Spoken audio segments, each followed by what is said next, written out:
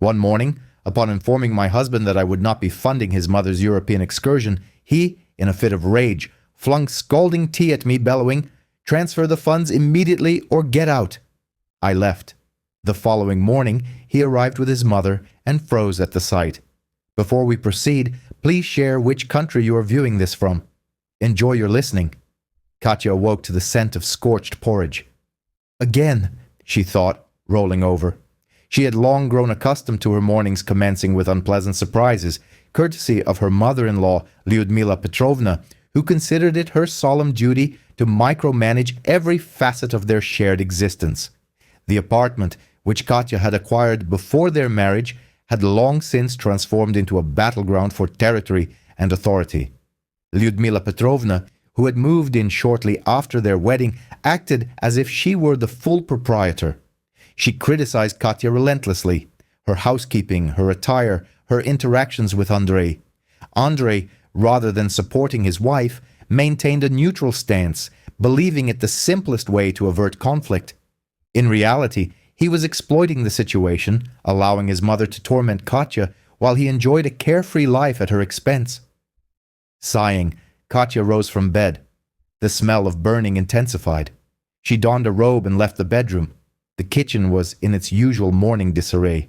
A pot smoldered on the stove. Lyudmila Petrovna waved a towel irritably while Andrei sat at the table engrossed in his phone. "What are you, a sleepy fly?" Lyudmila Petrovna grumbled, noticing Katya. "Look what your porridge has done." Katya silently approached the stove and turned off the gas. She knew arguing was futile.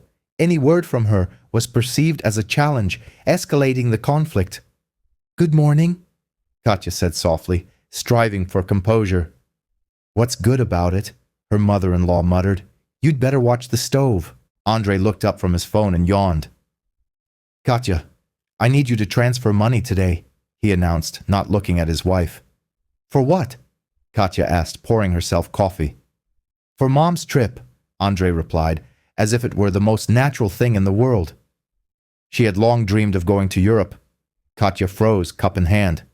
For months, she had been covering all the bills, buying groceries, clothes, and entertainment for Andrei and Lyudmila Petrovna. Her salary barely sufficed to meet their needs. Now, Andrei demanded she fund an expensive European vacation for his mother. "Andrei, I can't," Katya said quietly. "I don't have that kind of money right now." "What do you mean you don't?" Andrei exclaimed. "You work." "I'm already paying for everything," Katya countered. "But this is too much. I need a vacation," Lyudmila Petrovna interjected. "I've dedicated my whole life to you and Andrei, so earn it," Katya said with unexpected firmness. Silence fell in the kitchen. Andrei and Lyudmila Petrovna stared at her in astonishment. They were accustomed to Katya always yielding, always compromising, but now her voice held steel. "What do you think you're doing?" Andrei roared, jumping up. "You'll regret this and you'll be out. This is my apartment," Katya replied calmly. "I purchased it before we were married." "Oh, so that's how you're talking," Lyudmila Petrovna shrieked. "Ungrateful! I support myself," Katya interrupted. "And I will no longer pay for your whims." Andrei's face turned purple with anger. He snatched a half-empty teacup and flung it at Katya's face. The hot liquid burned her skin. Katya cried out in pain and surprise. "Get out of the house!" Andrei roared. "If you don't want to pay, get out!" Katya stood stunned and humiliated. Hot tea dripped down her face and neck. She felt a surge of rage and disgust rising within her. She could no longer tolerate this. Silently, Katya turned and left the kitchen. She went to the bedroom, opened the closet, and began packing. Her hands trembled, but she tried to remain calm. She knew she had to leave. She needed to escape this toxic atmosphere, these people who were draining her life force. Andrei burst into the room, continuing to shout and insult her. Lyudmila Petrovna stood in the doorway, watching the scene with malice. "Where do you think you're going?" Andrei yelled. "You think I'll let you go? You're not going anywhere. You'll come crawling back, and you'll pay as you always have." Katya ignored his words. She packed only the essentials, documents and money. Slamming the suitcase shut, Katya turned to Andrei. Her eyes held no fear or uncertainty. A fire of determination and strength blazed within them. "I'm leaving," she stated firmly, "and I'm never coming back." She walked out of the apartment, leaving Andrei and Lyudmila Petrovna in bewilderment. She walked down the street, not knowing where to go, but confident that everything would be all right. Katya hailed a taxi and gave the address of her brother, Anton. Anton was a lawyer and had always supported her. She knew he would help her sort out this situation and protect her rights. The entire ride to her brother's, Katya remained silent, gazing out the window. She recalled the years spent with Andrei and Lyudmila Petrovna. She remembered all the hurts, humiliations, and sacrifices she had made for them. Now she understood that it had all been in vain. They had never valued her, never respected her. They had simply used her. Arriving at Anton's, Katya rang the doorbell. Her brother opened it, looking surprised at her tear-streaked face and the suitcase in her hands. "Katya, what happened?" he asked, concerned, ushering her inside. Katya silently walked into the living room and sat on the sofa. She felt tears welling up again.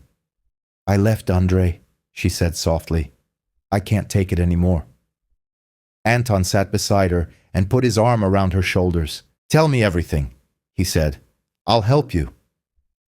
Katya recounted everything that had transpired that morning. Andrei's demand to fund Lyudmila Petrovna's trip to Europe, the argument, and how Andrei had thrown hot tea in her face. She told him about years of tyranny from her mother-in-law and her husband's indifference. Anton listened intently, without interruption. He saw how difficult it was for her to recall these events. He knew Katya had always been very patient and kind, but even her patience had reached its limit. "You did the right thing by leaving," Anton said when Katya finished her story. "You shouldn't have to endure such treatment." "But what do I do now?" Katya asked. "Where do I go?" "Don't worry," Anton reassured her. "You can stay with me for as long as you need, and I'll help you resolve all the issues with Andrei." Katya felt a sense of relief. She knew she could count on her brother. He had always been her pillar of support. "Thank you, Anton," she said, hugging him. "I don't know what I would do without you." "Everything will be all right," Anton assured her. "We'll sort it all out. For now, you need to rest and calm down, and tomorrow we'll take action." Katya nodded. She felt exhausted and drained, but she knew she was no longer alone. She had a brother who would help her defend her rights and start a new life, and she was ready for it. She was ready to fight for her happiness and her freedom. "Show me the apartment documents," Anton requested calmly the next day. With trembling hands, she retrieved a folder of documents from her bag. Anton examined them carefully, rereading the sales contract several times. "The apartment is fully registered in your name, Katya, and as I see, neither Andrei nor Lyudmila Petrovna are registered here. That's very good." Katya exhaled. At least something was on her side. "So, I can evict them?" she asked hopefully. "Yes, you can. It's your property. We'll send them an official eviction notice. We'll give them 30 days to vacate the premises. If they don't, we'll proceed through the courts." "But that will take a long time." Katya felt anxiety building within her. She didn't want to prolong this matter. The court process will take some time, but the eviction notice will already put pressure on them. They'll understand that you're serious. Anton smiled encouragingly. "I'll prepare all the necessary documents. You'll just need to sign them." Katya felt a heavy burden lift slightly. "Thank you, Anton. I don't know what I'd do without you." "Don't mention it. I'm your brother, and I'll always be on your side. The important thing is not to let them pressure you. You have the right to a peaceful and happy life." While Anton was busy with the paperwork, Katya called Nina.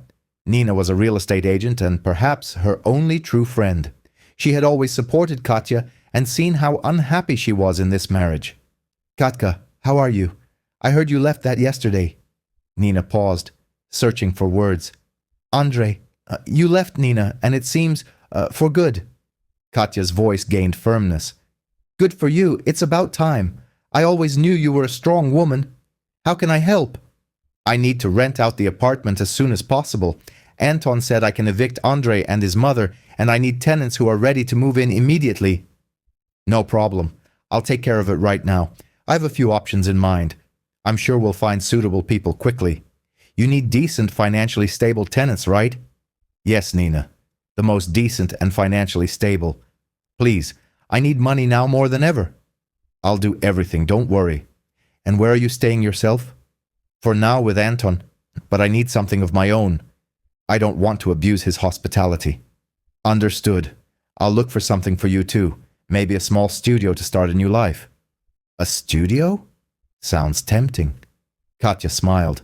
For the first time in a long time, the thought crossed her mind that she could have something of her own, something bright and spacious, where there would be no room for Andrei and Lyudmila Petrovna. Returning to Anton's, Katya signed all the necessary documents. He explained that the notice would be sent by registered mail with return receipt requested, so they wouldn't have any grounds to claim they hadn't received it. Well, Katya, the first step is taken. Now we just have to wait a bit, but I'm sure everything will be fine. After the conversation with her brother and Nina, Katya felt a surge of strength. She was no longer the quiet, downtrodden woman she had been just yesterday. Determination had awakened within her. She would no longer allow anyone to walk all over her. She deserved better. As the days of waiting passed, Katya didn't sit idle. She began searching for her own place. Nina sent her options, but nothing appealed to her. Either it was too expensive, too far from work, or she simply didn't feel right about it. One day, Nina called and said, "Katya, I have one option. It's not a studio, of course, but a very nice one-bedroom apartment in a new building. Bright, cozy, well renovated, and the price is reasonable. Let's go see it." Katya agreed. When they arrived, she knew immediately this was what she needed. The apartment was small, but very bright and cozy. Large windows overlooked a courtyard where trees grew and birds sang. It was quiet and peaceful here, unlike her old apartment. "I'll take it," Katya said without hesitation. She paid the deposit and arranged to move in a week later. For the first time in a long time, she felt happy. She would have her own space where she could start a new life. Meanwhile, Andrei and Lyudmila Petrovna continued to live in the apartment as if nothing had happened. Andrei was sure Katya would soon come to her senses and return. He told his mother, "She can't manage without me. She doesn't know how to do anything." Lyudmila Petrovna echoed her son's sentiments. "Of course she'll return. Where else will she go? She's so meek and obedient. She'll go out for a bit and then crawl back." They didn't even bother to read the eviction notice that arrived in the mail. Andrei carelessly tossed it into the trash, saying, "Probably just some junk mail." Katya knew they would behave this way. She understood they didn't take her seriously, but she was prepared for it. She knew it wouldn't be easy, but she was determined to see it through.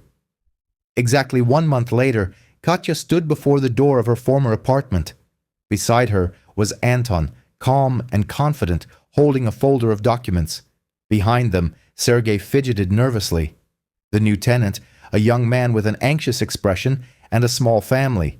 A policeman, a stern-looking man in uniform, stood by the entrance, ready for any turn of events. Katya took a deep breath. Today marked the end of a long and agonizing period of her life. She pressed the doorbell. The door opened almost immediately. Andrei stood on the threshold, wearing a wrinkled t-shirt, unshaven. His face displayed a mixture of surprise and annoyance. "Katya, what are you doing here?" he mumbled, clearly not expecting her visit. "I've come to collect what's mine," Katya replied calmly, trying to maintain an even tone. "The notice period has expired." Andrei frowned, as if he didn't understand what she was talking about. "What notice? What are you talking about?" "The eviction notice," Anton interjected, stepping forward. "Andrei, you had a month to vacate the premises." Andrei's face contorted with rage. "You have no right. This is my home too." "No, Andrei," Katya said firmly. "This is my apartment, and I have all the documents to prove it." "Anton, show him a copy of the court order." Anton handed Andrei a document. He snatched it, scanned the lines, and his face turned red. "This is a mistake. You forged the documents." "Don't talk nonsense, Andrei." Katya sighed wearily. "Everything is legal. I have no desire to argue with you." At that moment, Lyudmila Petrovna appeared from deeper within the apartment. She was wearing a robe, her usual expression of displeasure on her face. "What's going on here? Who are these people?" she asked indignantly, casting malevolent glances at Katya and Anton. "Lyudmila Petrovna, good morning," Anton greeted politely. "We've come to help you vacate the apartment. The notice period has expired, and Katya wants to rent it to new tenants." Lyudmila Petrovna let out a hysterical giggle. "Yes, she'll never do it. Katya is a pushover. She's incapable of anything. She'll crawl back and beg for forgiveness." "You are mistaken, Lyudmila Petrovna," Katya replied calmly. "I will no longer tolerate your and Andrei's insults and antics. I want to live my own life." "You're nothing without us," the mother-in-law shrieked. "Who are you without dear Andrei?" "I am Katya," Katya stated firmly. "And that's enough for me. Anton, call the police." Hearing this, Lyudmila Petrovna flew into a rage. "I'll sue you. I'll destroy you. You'll regret getting involved with our family." "Lyudmila Petrovna, please calm down," the policeman intervened. "Everything here is legal. If you do not vacate the premises voluntarily, we will have to assist you." Andrei, seeing the situation spiraling out of control, tried to persuade Katya.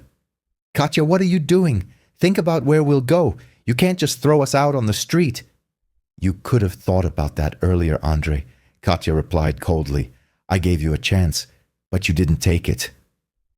At Anton's signal, two burly men began carrying Andrei's and Lyudmila Petrovna's belongings to the landing. They tried to resist, shouting and swearing, but it was all in vain. The law was on Katya's side. Sergei, the new tenant, watched the proceedings with concern. Katya approached him and smiled encouragingly. "Don't worry, Sergei. It will be over soon." An hour later, the apartment was empty. Andrei and Lyudmila Petrovna sat on their suitcases on the landing, bewildered and angry. Katya stood in the doorway, looking at them with sadness, but without regret. "Goodbye," she said softly, "and try to live your own lives." She closed the door and turned to Sergei. "I apologize for the inconvenience. You can bring in your things." Sergei nodded and stepped somewhat hesitantly into the apartment. Katya felt a huge weight lift from her shoulders. She was finally free. Anton put his arm around her. "You did great, Katya. You handled it." "Thank you, Anton," Katya replied, looking at her brother gratefully. "Without you, I couldn't have done it." "It's all thanks to you, Katya," Anton smiled. "You found the strength within yourself." After Sergei and his family had settled into the apartment, Katya and Anton went to the office. There, Katya signed the divorce papers. Now she was officially free. In the evening, Katya sat in her new studio apartment. It was a small but bright and cozy place in a new neighborhood. She furnished it to her own taste, without regard for others' preferences. The room smelled of fresh paint and new belongings. Katya walked to the window and looked out at the city. It sparkled with lights, beckoning with its possibilities. For the first time in many years, she felt truly happy. She took out her phone and dialed her mother's number. "Mom, hi, how are you?" "Katyusha, hello, my dear daughter. Everything is fine. And how are you?" "You know, Mom, I wanted to offer you something," Katya said with a smile. "Remember how you always dreamed of visiting Europe?" "Well, yes, I dreamed of it. But it's so expensive, and I want to give you that dream," Katya interrupted. "I've bought us tickets to Paris. We fly out in a week." A silence fell on the other end of the line. Then Katya heard sobbing. "Katyusha, my darling daughter, I don't know what to say. Thank you so much." "You're welcome, Mom. You deserve this vacation. I love you. And I love you, my daughter, very, very much." Katya hung up and smiled.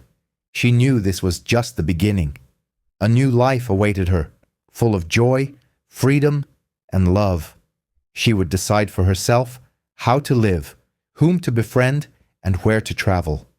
She would no longer allow anyone to humiliate or exploit her. She was Katya, and she deserved happiness.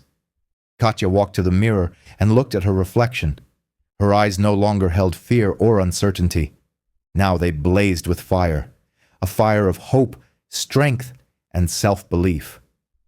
Katya picked up a photograph from the table. one showing her and her mother. They were both smiling, happy, and carefree. Soon we'll be there, Mom, Katya whispered, looking at the photograph. In Paris. And it will be our best trip. She placed the photograph in a prominent spot and turned off the light. Silence settled in the room. Katya got into bed and closed her eyes.